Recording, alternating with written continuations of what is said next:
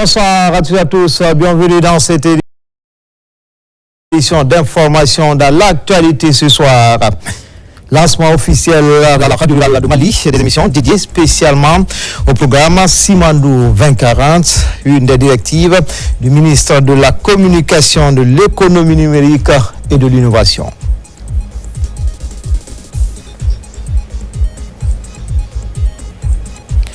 Et puis dans le reportage grand format de cette édition, c'est cette problématique, l'intelligence artificielle menace au levier de transformation. Les avis divergent chez les spécialistes, apportent des précisions. Enfin, c'est parti pour la 5e édition du festival du textile Kissi Koloma Kissio, se veut un événement de renforcement du dialogue interculturel et de valorisation du contenu local.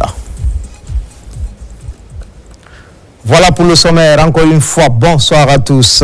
Mise en œuvre du programme Simandou 2040. Ce vendredi s'est tenue une rencontre dite de cadrage technique. Elle est consacrée à la phase d'implémentation. Elle s'est déroulée sous la houlette du ministre directeur de cabinet à la présidence et président du comité stratégique de Simandou 2040, Djiba Diakité. Sous-lieutenant Bakar Kamano, il est correspondant de la presse militaire.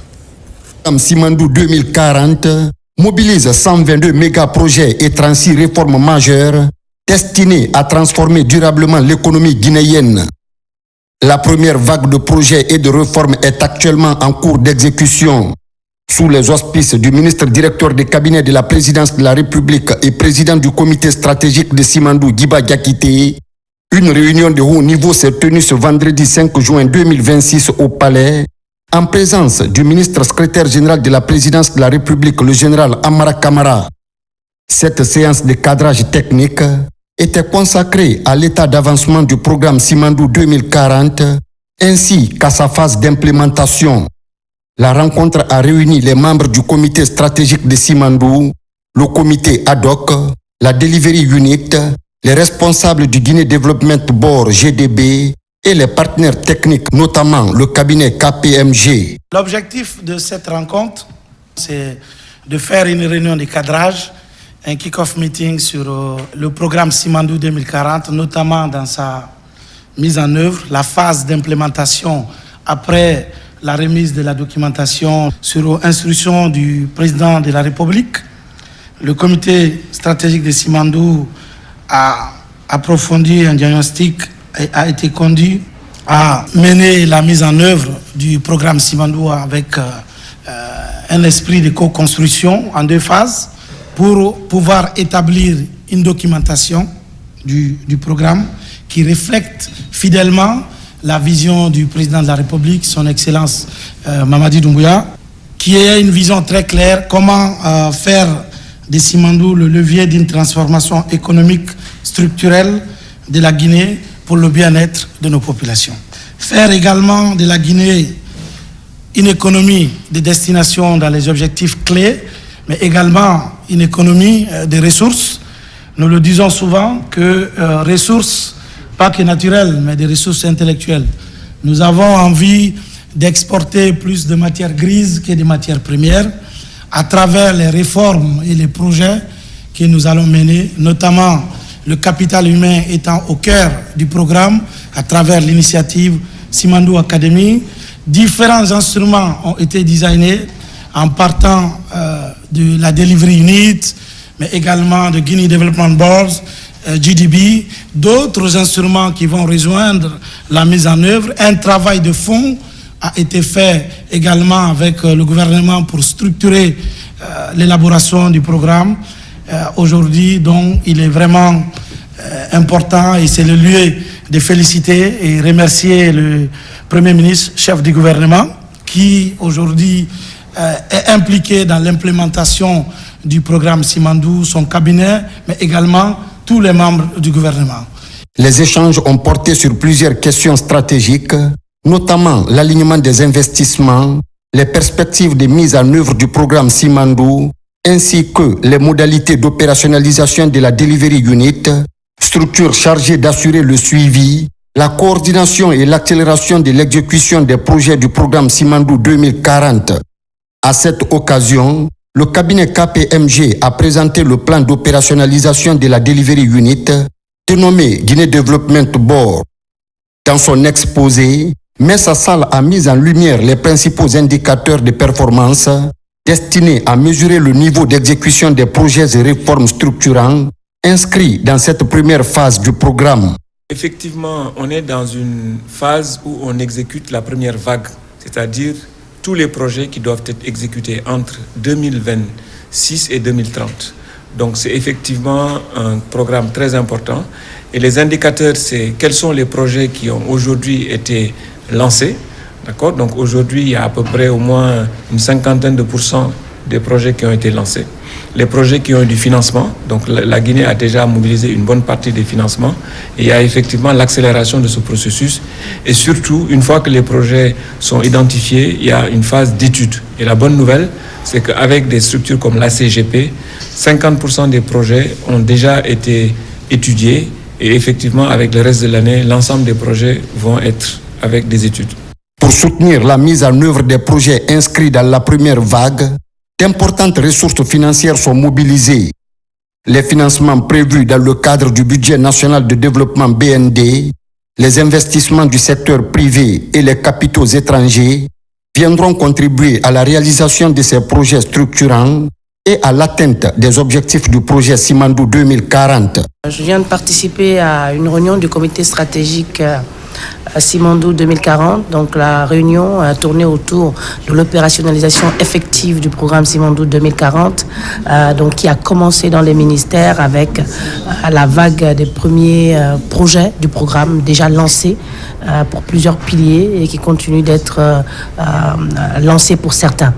Donc évidemment, dans le cadre du programme Simandou 2040, un financement est attendu et préparé. Il est attendu 30% du budget national, près de 30% des partenaires techniques et financiers et 40% du secteur privé. Donc aujourd'hui, dans notre échange, on a discuté des disponibilités financières que l'État a mis à profit pour accompagner les projets d'investissement Simandou, qui est vraiment à une hauteur supérieure à ce qui s'est passé dans les années précédentes, mais aussi de l'apport des partenaires techniques et financiers qui a été considérable pour cette première vague. On a également parlé du secteur privé, dont la contribution assez notable, mais sur laquelle nous devons banquer, que nous devons renforcer dans les jours à venir. Aujourd'hui, avec la première vague, nous avons à peu près plus de 3 milliards déjà mobilisés, mais il faut qu'on essaie de voir ces 3 milliards concrètement sur le terrain et que les projets ont commencé, mais aussi qu'il y a l'impact de ces projets-là sur la population guinéenne. Mais il était aussi important de souligner que les projets sont importants, mais les réformes, parce que le programme Simandou 2040, c'est 122 méga-projets et 36 réformes. Les réformes sont également importantes parce que sans les réformes, certains projets ne peuvent pas être exécutés. Donc l'objectif désormais, c'est avec les ministères sectoriels, parce que chaque département ministériel a des projets, il y a aussi des réformes. Nous allons travailler pour accélérer ces réformes-là et la mise en œuvre de ces réformes qui peuvent vraiment nous aider pour accélérer la mise en œuvre de ces projets. Nous avons reçu assez d'orientations de la part du comité stratégique et ces orientations nous permettront d'affiner nos stratégies et nos approches pour continuer à accompagner les sectoriels qui portent les projets dans leur exécution. Cette rencontre a également permis d'examiner les mécanismes de gouvernance, les dispositifs de suivi, ainsi que les moyens de renforcer la coordination entre les différentes parties prenantes. Pour M. Guiba Diakité, la réussite du programme Simandou 2040 repose sur une parfaite synergie entre tous les acteurs concernés afin d'atteindre les objectifs fixés et de faire de ce programme un puissant levier de transformation économique et sociale au bénéfice des populations guinéennes. Les participants ont salué la tenue de cette réunion stratégique qui marque une nouvelle étape dans la mise en œuvre du programme Simandou 2040, véritable cadre de référence du développement socio-économique, durable et responsable de la Guinée pour les 15 prochaines années. Comme annoncé dans les titres, sous les pieds du Mont Loura, le directeur général de la radio rurale de Guinée procède au lancement des émissions dédiées spécialement au programme Simandou 2040. C'est l'une des directives du ministre Mourana Souma pour favoriser la bonne compréhension de ce programme à langue nationale partout en Guinée. Plus de détails avec Thierno Ousmane Diallo. les radios rurales passent à la vitesse supérieure dans le cadre de la vulgarisation du programme Simandou 2040. Dans chacune des 41 stations comme ici à Mali, des émissions en lien avec le programme Simandou 2040 intègrent désormais la grille des programmes. Émettant exclusivement en langue nationale, les radios rurales comptent ainsi apporter une précieuse contribution pour aider les populations dans les zones les plus reculées à prendre connaissance du contenu du programme Simandou 2040 et des activités de mise en œuvre. Parlant du programme Simandou 2040, nous comptons faire des émissions à la radio rurale, des émissions de sensibilisation. Je ne peux que remercier le ministre de la Communication, de l'économie numérique et de l'innovation, M. Mourana Souma, et son équipe pour les efforts consentis. Cette radio fait partie du développement économique et social de Mali parce que cette radio est suivie jusqu'au Sénégal, jusqu'en Gambie, jusqu'en Guinée-Bissau et dans toutes les préfectures de la région ici, en fait de la région de l'Abbé. 400 km de frontières, je vous parle de Mali, 13 sous-préfectures et la commune urbaine de Mali. Tout le monde est accroché à son poste radio pour écouter les émissions de cette radio. À la Maison des Jeunes, lieu de lancement des activités, la rencontre est aussi marquée par des sessions d'échange autour du programme Simandou 2040. Les différentes composantes et la portée du programme sont expliquées. Des jeux publics également organisés avec des questions se rapportant toujours au programme Simandou 2040.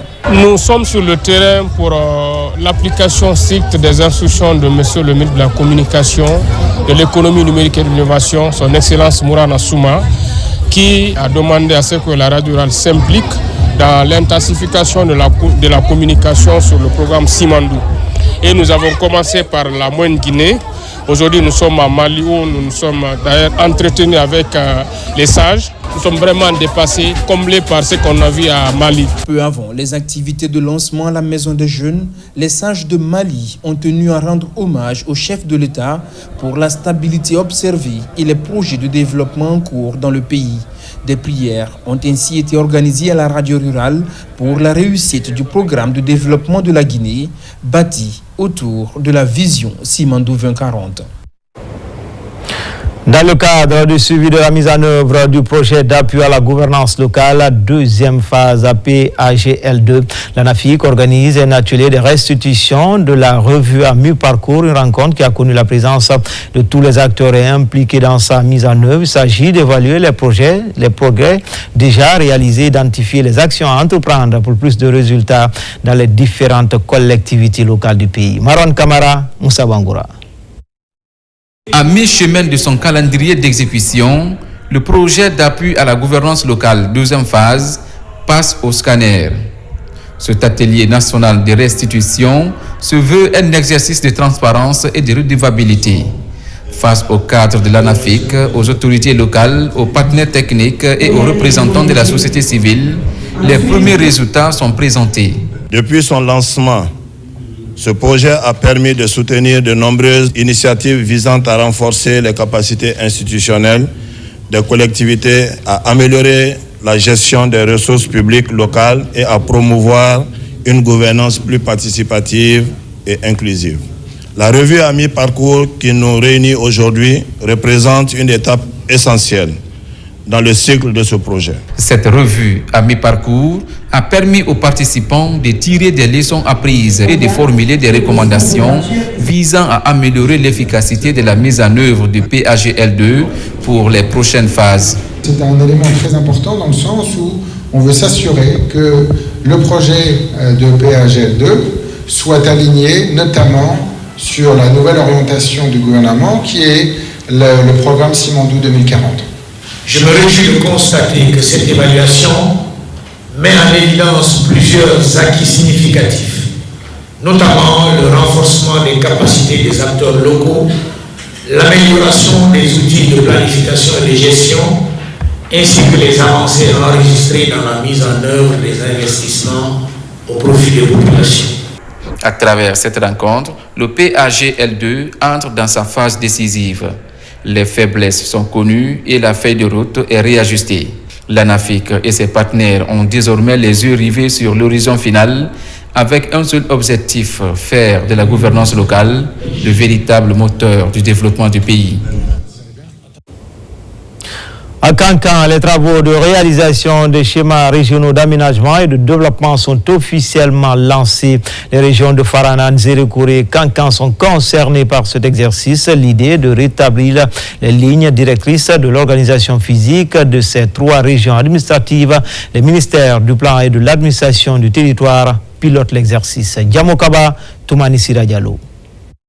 L'outil de planification stratégique qui guide le développement des régions guinéennes sont remis au premier plan cette année encore. Ce grand rendez-vous des administrateurs territoriaux servira de creuset d'élaboration des grandes orientations pour permettre aux régions de Kankan, Farana et de Nzerekouré d'affirmer leur rôle de chef de file et mobiliser les instances de dialogue avec les services déconcentrés de l'administration publique.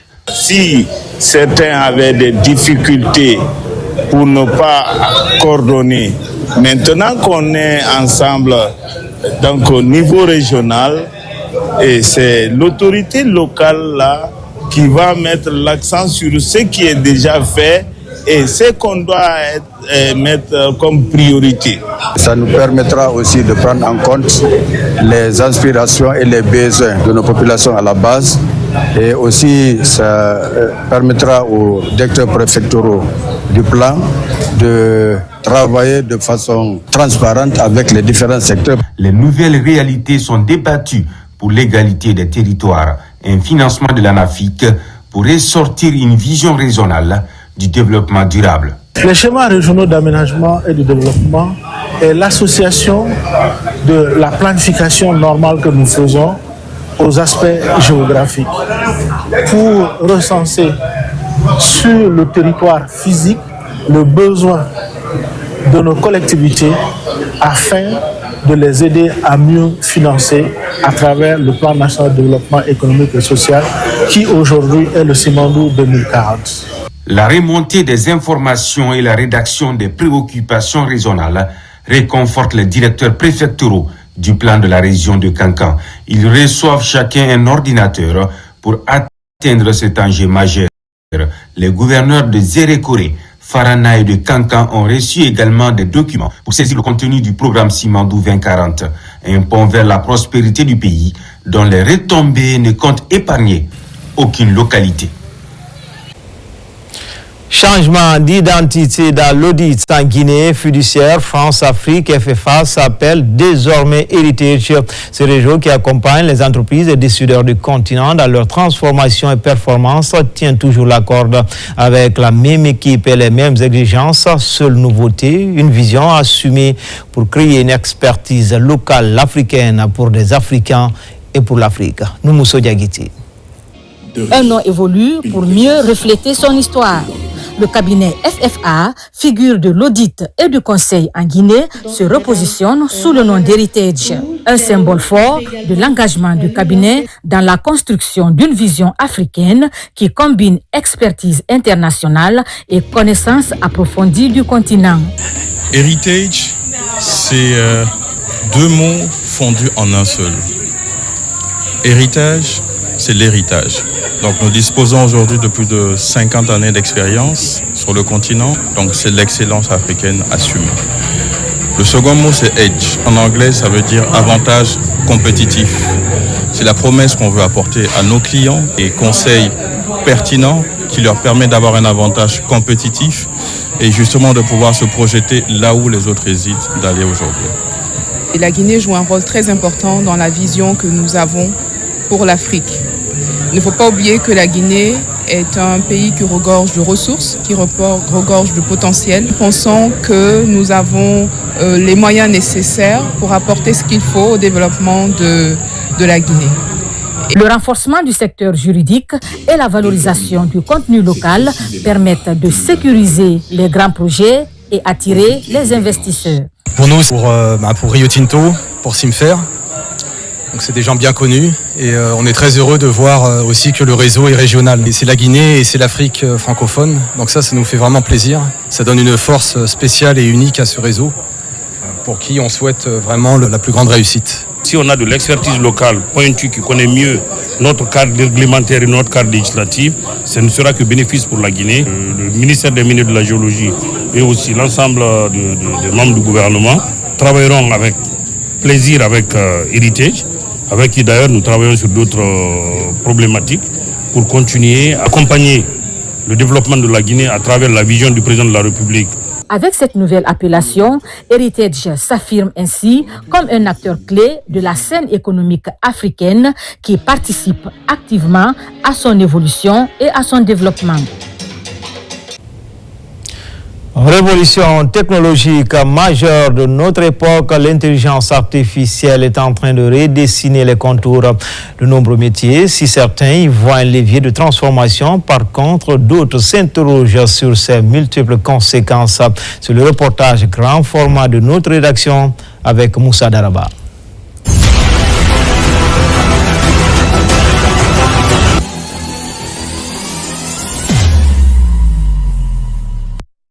L'intelligence artificielle, une révolution silencieuse, mais déjà bien présente dans notre quotidien. À commencer par les téléphones que nous utilisons tous les jours, jusqu'aux décisions que nous prenons. L'IA s'invite désormais dans presque tous les aspects de notre vie. Elle représente une opportunité pour certains, mais une menace pour d'autres.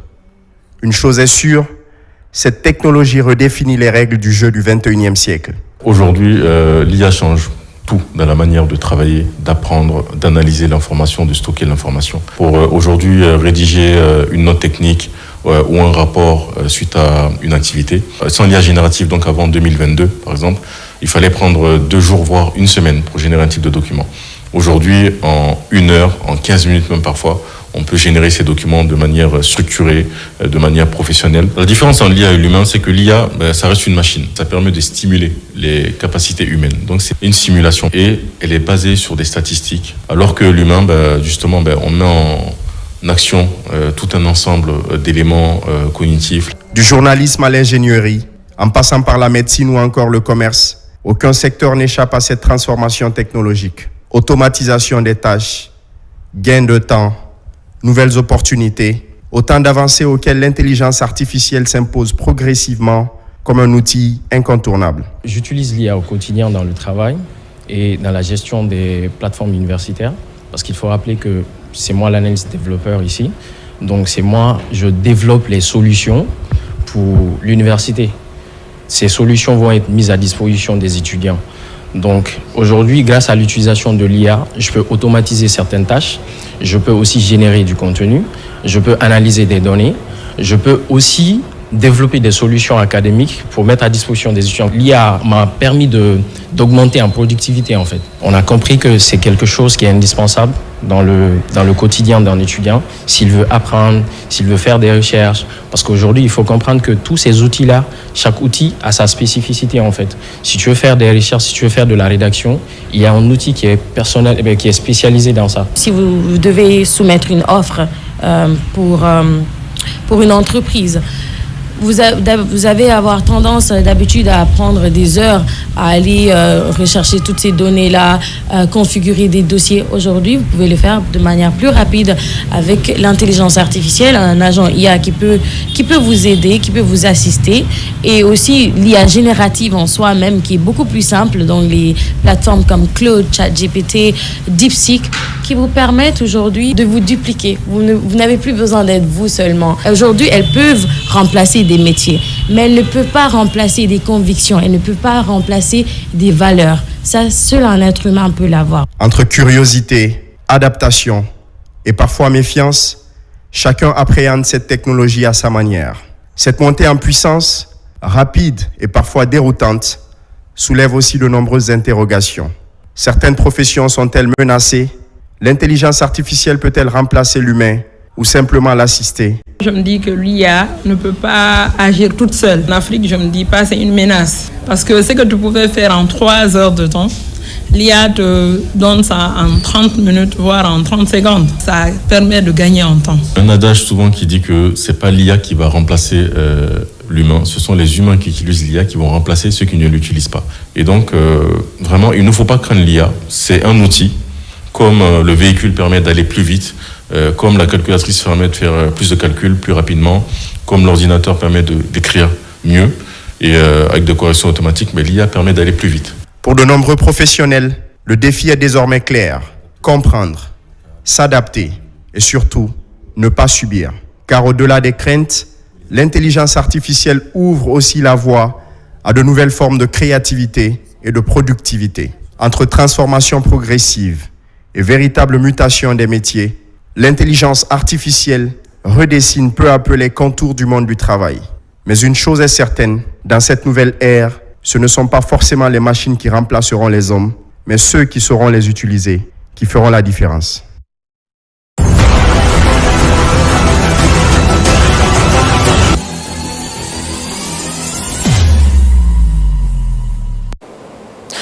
Sur le continent, 4e édition du hackathon sous-régional de cybersécurité de la CEDEAO. Elle se tient actuellement à Accra, la capitale ghanéenne. L'innovation, la cybersécurité et la protection du cyberespace sont au cœur de cette compétition sous-régionale. Le CILISEC est conduit par plusieurs jeunes startups animés par l'esprit de la gagne. Nos représentants s'activent à remporter la victoire finale.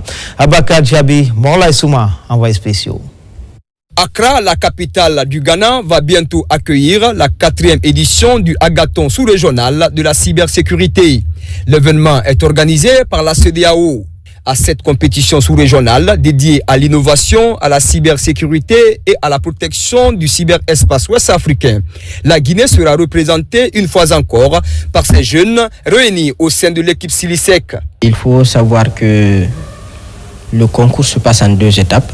Il y a une première étape qui est déjà passée, la phase de qualification, qui a duré pendant 1 mois en fait. Et lors de ce concours, on a eu à se préparer, on a eu aussi à se battre contre d'autres Guinéens qui ne sont même pas en Guinée en fait, qui sont en France, aux États-Unis. Mais heureusement, on a su surmonter les défis et nous voilà aujourd'hui en tant que premier de la Guinée et représentant de la Guinée lors de la finale de l'ECOWAS-CTF à Accra. Ici à Conakry, les actions sont entreprises pour accompagner ces jeunes. L'Agence nationale de la sécurité des systèmes d'information en Guinée apporte son coup de pouce afin d'encourager la transformation numérique et la souveraineté technologique portée par le programme Simandou 2040. Cette année aussi, on va de façon engagée et très motivée à l'idée de remporter ce concours et d'apporter ce trophée à toute la Guinée entière et aussi à tous les jeunes qui aujourd'hui qui sont passionnés par l'informatique et surtout par la cybersécurité. Nous encourageons nos jeunes représentants à porter haut les couleurs de la Guinée. Ils partent pour apprendre, compétir, représenter notre pays et revenir avec une expérience utile pour toute la nation. L'ANSI Guinée restera engagée à leur côté. La participation de ces jeunes candidats à ce concours représente bien plus qu'une simple compétition. Mais il s'agit d'un cadre d'apprentissage pratique, d'échange d'expériences et de confrontation avec d'autres talents de la sous-région. Dans l'actualité également, le phénomène inquiète Nongo est sous surveillance après l'effondrement d'un immeuble à Lambani-Waria et l'apparition de nombreuses fissures dans les concessions voisines.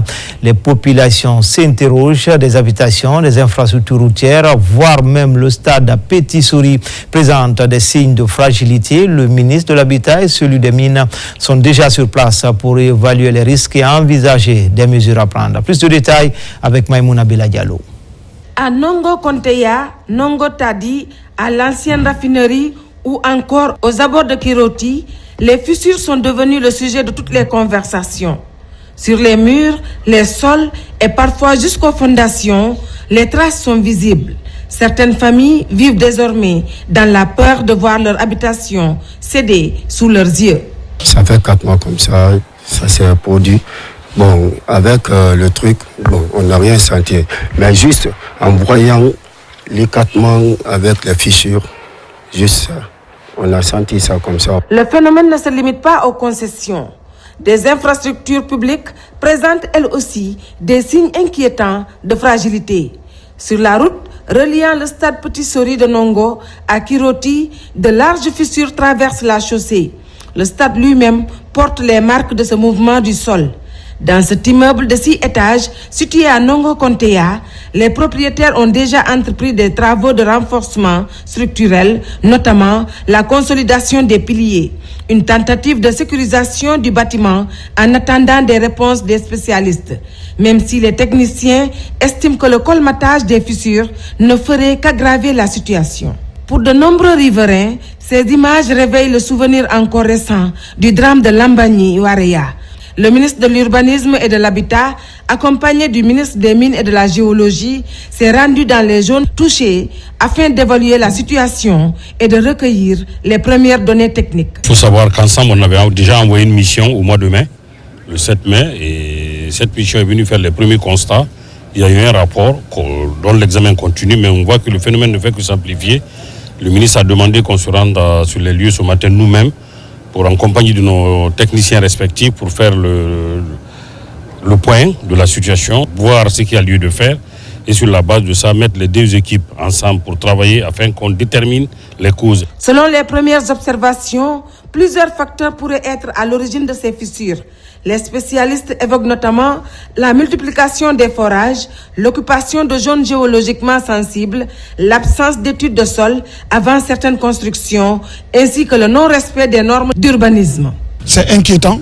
C'est le moment pour nous, en tout cas, de dire à tous les citoyens d'être vigilants. Tous les bâtiments qui sont en danger vont être, d'ailleurs, on a commencé à évacuer du côté de Lambagny la dernière fois. Ça va être le cas pour tous les bâtiments dont, en tout cas, le site est vraiment très sensible. La stabilité des sols est désormais au cœur des préoccupations. Pour coordonner l'action des différents services de l'État, une réunion d'urgence est annoncée ce lundi au ministère de l'Urbanisme.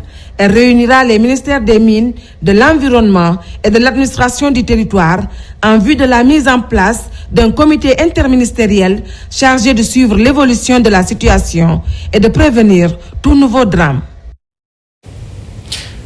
Caniveau bouché, déchets sauvages, quartiers inondés sont entre autres conséquences de l'insalubrité à Conakry et pourtant derrière elle une bataille silencieuse menée par le ministère de l'Assainissement et les collectivités. L'assainissement, c'est un combat collectif qui exige du temps, de la constance et l'engagement de tous. Nos reporters ont suivi sur le terrain des mois d'efforts mais aussi des défis structurels.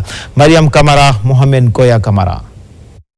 Depuis plusieurs mois, les médias, les citoyens et les partenaires le constatent. Le ministère de l'Assainissement, en lien avec le gouvernorat de Conakry, les communes et les acteurs locaux abattent une opération d'assainissement de grande envergure. Jamais la question de l'assainissement n'a autant occupé le débat public national. Jamais autant d'opérations de curage, de désobstruction, de sensibilisation et de mobilisation n'ont été menées simultanément sur le terrain. Mais il faut dire les choses clairement, nous faisons face à un problème structurel chronique, hérité de plusieurs décennies de retard. Pendant des années, l'urbanisation a couru plus vite que les infrastructures. Les caniveaux ont été envahis, les ouvrages bouchés, l'incivisme s'est installé et les financements sont restés insuffisants. Aucun pays ne rattrape en quelques mois des déséquilibres construits sur des décennies. Aujourd'hui, sous l'impulsion du gouvernement de la Ve République et du président Mamadi Doumbouya, l'assainissement est devenu une véritable affaire d'État. Plus qu'un simple nettoyage, c'est un enjeu de santé publique, de sécurité, de développement économique et de dignité nationale. Au niveau du ministère de l'Assainissement, deux priorités l'emportent pour l'instant. Premièrement, la mise en place d'un mécanisme financier indépendant du budget national de développement avec plusieurs leviers. Deuxièmement, la fermeture du site de Dar es Salaam. Selon le ministre, le schéma directeur existe, la politique nationale existe aussi, mais il faut absolument trouver des fonds nécessaires pour financer l'ensemble des projets, accompagner les PME, réaliser des infrastructures sur tout le territoire, soutenir la transformation des déchets et renforcer la sensibilisation, ainsi que la répression. À ce jour, ce n'est pas un manque de stratégie. Il faut sortir définitivement des actions de financement aléatoires qui durent depuis une trentaine d'années. L'échec des stratégies antérieures est dû au fait que l'essentiel des dépenses reposait sur le BND et ça ne marche pas. Autre solution, miser sur une synergie d'action dans les écoles, considérée comme le point de départ. Mais le constat est sans appel. Dans les salles de classe, les toilettes des établissements qui forment les citoyens de demain sont dans un état que tout le monde connaît. Les efforts de l'État, aussi importants soient-ils, ne suffiront pas seuls. La réussite dépend aussi de la mobilisation de chacun. Chaque caniveau préservé, chaque déchet correctement jeté, chaque geste citoyen protège des familles, des quartiers et des vies. D'ailleurs, une question se pose, pourquoi 90% des caniveaux sont-ils ouverts et non fermés? C'est un problème profond, mais qui trouvera une solution de gré ou de force. Alors, il y a urgence à prendre conscience, à faire preuve de solidarité et à s'engager. Cette lutte n'est pas que celle d'une administration contre l'insalubrité, mais aussi et surtout celle des populations pour leur propre bien-être, leur sécurité et l'avenir de leurs enfants. L'État agit, les collectivités se mobilisent, les équipes sont sur le terrain jour et nuit, mais pour gagner durablement cette bataille, tous devons avancer ensemble avec patience, responsabilité et détermination. L'assainissement, ce n'est pas que l'affaire d'un ministère, c'est l'affaire de toute une nation. En région, à Labé, la saisie d'une viande impropre à la consommation au grand marché de la ville a fait les choux gras de la presse locale. Les services sécuritaires, une fois alertés, ont mis le grappin sur le produit et les présumés coupables. Les enquêtes se poursuivent et nos correspondants basés dans la région nous reviennent plus en détail. Sarabdine Diallo, Nabila Moussa Kamara. Cette viande impropre à la consommation est saisie sur le marché par la brigade de recherche de la gendarmerie de Labé. Une opération rendue possible grâce à la vigilance et à la collaboration des citoyens. 3 personnes suspectées d'être impliquées dans ce trafic sont interpellées. À l'issue de leur audition, les suspects sont mis à la disposition de la justice pour la suite de la procédure. C'est le jeune Eladji Kokoma qui a appelé le président de Boussé de Labé en lui disant qu'il y a 12 à 17 têtes de bœufs qui étaient destinées pour Pita. Malheureusement, leur firco est en panne. Je vous vends 1 kilo à 55 000 francs. Ensuite, on a constaté que la viande était pourrie. Il s'agit d'une offrande de bœuf destinée à la population de Labé, qui aurait été détournée, conservée dans de mauvaises conditions, avant d'être introduite dans le marché en état de décomposition. Par conséquent, ils seront déférés en même temps que les pièces à conviction devant monsieur le procureur de la République. La lutte contre la commercialisation de viande impropre à la consommation figure parmi les priorités du ministère de l'Élevage. L'objectif est de préserver la santé publique et de prévenir tout risque sanitaire lié à la consommation de produits non conformes. Les 3 suspects qui ont été pour le moment été interpellés ont été placés sous mandat de dépôt et déférés à la maison centrale de Labé. Donc la suite dans les jours à venir, on fera leur jugement. Cette nouvelle saisie menée par les services de sécurité en collaboration avec les services vétérinaires illustre la volonté des autorités de renforcer les contrôles sur les marchés. Les élèves du district de Tchangédi, préfecture de Gawal, se frottent les mains. Ils disposent désormais d'une nouvelle école élémentaire. Fini le calvaire lié au long trajet pour la quête du savoir. À travers cette action, l'entreprise minière AMC entend améliorer les conditions d'apprentissage et encourager la scolarisation des enfants, notamment les jeunes filles. Younoussa Tawel Kamara, Bintou Touré, Mohamed Mara. Ces images illustrent les conditions difficiles dans lesquelles étudiaient ces derniers temps les élèves du district de Tchangédi, dans la sous-préfecture de Wendombourg, préfecture de Gawal. Désormais, ces images deviennent de lointains souvenirs pour ces jeunes apprenants. Une nouvelle infrastructure scolaire est construite pour leur permettre d'étudier dans de bonnes conditions. L'édifice est entièrement réalisé et équipé par l'entreprise minière AMC-MC en vue d'encourager la scolarisation des enfants dans cette zone minière de Boké. L'éducation étant le pilier essentiel du développement, cette école permettra aux enfants d'étudier dans les meilleures conditions et offrira aux enseignants un cadre plus adapté pour transmettre le savoir. La construction de cette école élémentaire de Kiangedi pourrait désormais améliorer le ratio des élèves dans les salles de classe. Une manière pour AMC d'accompagner l'État guinéen dans son programme de qualification du système éducatif à la base. Monsieur le DPE me charge de vous dire que ce que vous avez fait, vous n'avez pas jeté, et ces enfants que vous voyez devant vous seront formés ici et deviendront, n'est-ce pas, les cadres de demain. Construire une école, c'est fermer une multitude de prisons. Chose aidant, l'école est propre et attrayante, plus les enfants auront la volonté et le courage d'aller vers l'école. Au-delà de cette nouvelle infrastructure scolaire de Kiangedi dans Gawal, l'entreprise minière AMC-MC a réalisé une route communautaire d'environ 3 km qui relie les différents villages bénéficiaires de cette école pour faciliter le déplacement des élèves. Conakry au rythme du réveil spirituel pendant 4 jours pour cause de la tenue de la conférence internationale Afrique Lève-toi et brille. L'édition 2026 a réuni des centaines de fidèles autour du thème prophétique Réveiller l'Afrique francophone sur l'esplanade du Palais du Peuple. Chaque soir, des croisades de réveil ont attiré des foules venues des différents quartiers de la capitale. Pascaline Yomalo, Marie-Angélique Bangoura et Rachel Tedounou pour en savoir davantage.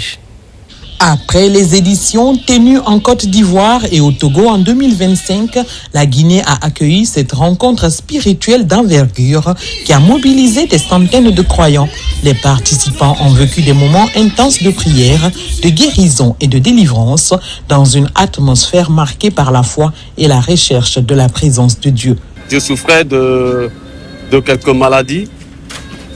À l'intérieur, mon ventre me faisait mal.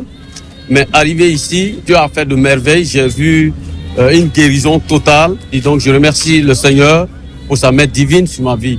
Et je remercie également ces hommes de Dieu qui ont béni la Guinée à travers des paroles prophétiques. Et que ces paroles prophétiques auront un changement pour cette nation. Depuis mercredi, j'ai commencé à assister à ce programme.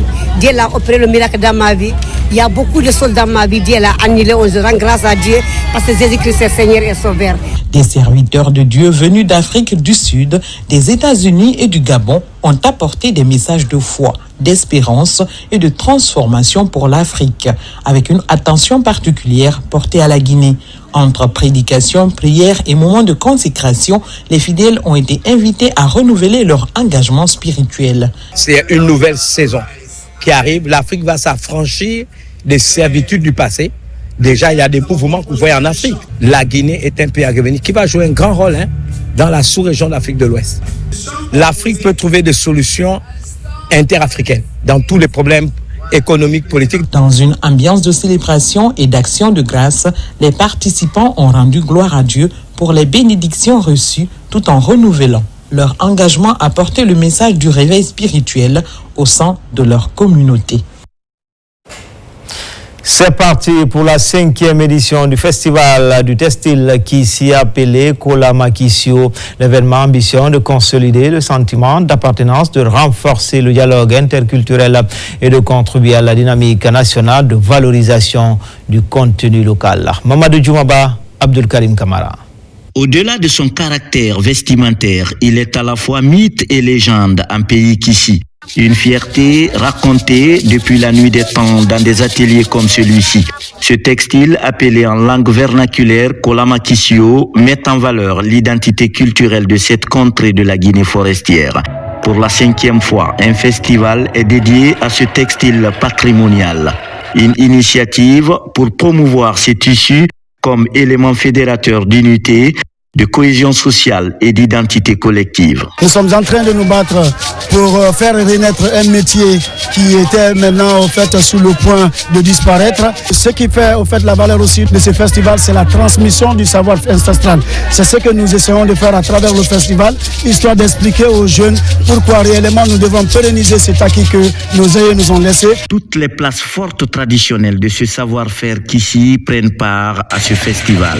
Et le créateur du concept concept Kolama Kissio, c'est lui. Par l'ambition dont il nourrit le textile du pays qu'ici a même été exposé à Dubaï en 2024. On a une charge, c'est-à-dire les gens même nous mettent à la place de l'État pour dire qu'au lieu d'importer, il faut essayer de cultiver le coton. Et qui parle d'agriculture parle des gros moyens. Voilà, on a même un projet allant dans ce sens pour pouvoir subventionner nos mamans, les artisans qui se trouvent dans l'activité de la filature. Sur les couleurs et les techniques de tissage, chaque détail raconte un statut social, une appartenance ou un événement. Au fil des éditions, décideurs et partenaires y trouvent leur compte. Kolama Kissio, comprenez par cet événement culturel que c'est un patrimoine culturel propre à la Guinée qui a valorisé, et quoi de plus évident que Soutramoni participe à cet événement et surtout en tant que sponsor officiel de Kolama Kissio. Tout cela s'inscrit dans le cadre de la vision du président Mamadi Doumbouya qui consiste à accorder une importance capitale à la culture dans notre pays. Pour cette 5e édition du festival Kolama Kissio, il faut noter la participation de 60 artisans et stylistes, la présentation de plus de 200 créateurs textiles traditionnels, 2000 visiteurs et la consolidation d'aptitudes de 1000 jeunes. Enfin, sport, football, Coupe du Monde 2026. La fête du foot mondial démarre ce 11 juin. Pour cette édition, l'Afrique a 10 représentants après les pharaons d'Égypte. Les Lions de l'Atlas place ce soir aux Lions de la Tiranga, amenés par Sadio Mané au sommet de sa carrière et d'autres pépites du foot européen. Les Lions veulent franchir un nouveau cap, mais face à des adversaires redoutables, la bataille s'annonce intense dans la tanière pour la bande Pape Thiaw. Les véritables atouts du Sénégal, c'est dans ce reportage signé Kadiatou Traoré. Habituée désormais aux grandes compétitions internationales, l'équipe du Sénégal de football aborde cette nouvelle campagne mondiale avec confiance. Finaliste de la dernière Coupe d'Afrique des Nations, puis auteur d'un parcours honorable lors du dernier mondial, les Lions veulent confirmer leur statut de place forte du football africain. Il ne fait l'ombre d'aucun doute que l'équipe nationale du Sénégal est logée dans la poule dite poule de la mort avec la France, la Norvège et l'Irak. Donc ça va être hyper compliqué pour la sélection sénégalaise pouvoir franchir le premier tour. Donc il suffit de battre la France ou avoir un match nul, réaliser une belle performance contre la Norvège et de terminer en beauté à Toronto face à l'Irak. Le Sénégal possède aujourd'hui un effectif capable de rivaliser avec plusieurs grandes nations. L'expérience de certains cadres pourrait faire la différence. Avec des joueurs évoluant dans les meilleurs championnats européens, le sélectionneur sénégalais peut compter sur un groupe équilibré entre jeunesse et expérience. La solidité défensive, l'impact physique au milieu et la vitesse offensive constituent les principales armes de l'équipe. Norvège qui retrouve la compétition 28 ans après et l'Irak qui retrouve la compétition 40 ans après. La France, finaliste malheureux de l'édition précédente. Le Sénégal aujourd'hui va jouer toutes ses chances dans cette poule, mais surtout aller conquérir, on va dire, le monde appelé l'Afrique. Dans ce groupe, chaque match sera décisif. Le Sénégal devrait surtout éviter les erreurs défensives et être efficace devant les buts. Mais la mission ne serait pas simple. Les adversaires de la poule I affichent également de solides arguments. Pour espérer décrocher une qualification au second tour, les Lions devront faire de régularité et de maîtrise mentale. Tout reste possible, la stratégie et la patience à Pape Thiaw, mais il faut toujours éviter de venir pour jouer un seul match, aussi important soit-il contre la France. Déterminés à écrire une nouvelle page de leur histoire, les Lions de la Teranga savent qu'ils n'auront pas droit à l'erreur. Entre ambition, pression et espoir, le Sénégal rêve déjà d'un parcours mémorable sur la scène mondiale. C'était tout pour ce soir. Grand était le plaisir pour moi de vous servir. Toutes ces informations sont à retrouver sur le www.rtgguinée.info. À bientôt pour d'autres actualités sur la Guinée, terre de richesse et d'opportunités. Inch'Allah.